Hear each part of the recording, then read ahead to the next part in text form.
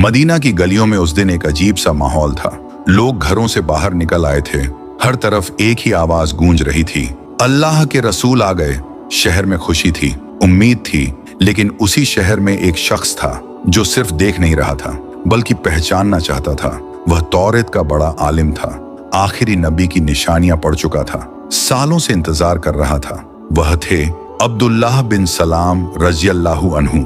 वह खुद बयान करते हैं, जब मैंने रसूलुल्लाह सल्लल्लाहु अलैहि वसल्लम के आने की खबर सुनी तो मैं लोगों के साथ उन्हें देखने के लिए गया।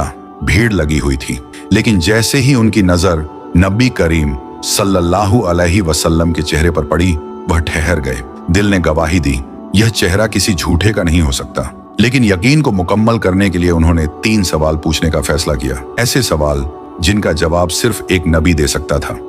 वह आगे बढ़े और अर्ज किया, ऐ अल्लाह के रसूल, मैं आपसे 3 बातें पूछना चाहता हूं जिन्हें नबी के अलावा कोई नहीं जानता।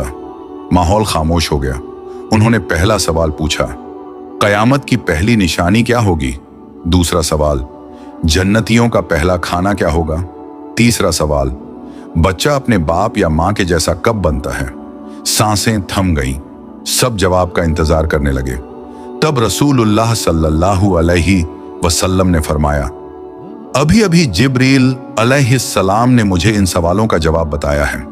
फिर आपने फरमाया, कयामत की पहली निशानी यह होगी कि एक आग मशरिक से निकलकर लोगों को मगरिब की तरफ इकट्ठा करेगी। फिर फरमाया, जन्नतियों का पहला खाना मछली के जिगर का बढ़ा हुआ टुकड़ा होगा। और तीसरे सवाल का जवाब दिया, जब मर्द का पानी औरत के पानी पर गालिब आता है तो बच्चा बाप पर जाता है, और जब औरत का पानी गालिब आता है तो बच्चा मां पर जाता है। जैसे ही यह जवाब पूरे हुए, अब्दुल्लाह बिन सलाम की आंखें भर आईं, दिल कांप उठा। अब कोई शक बाकी नहीं था। उन्होंने वहीं ऐलान कर दिया, मैं गवाही देता हूं कि अल्लाह के सिवा कोई माबूद नहीं और आप अल्लाह के सच्चे रसूल हैं।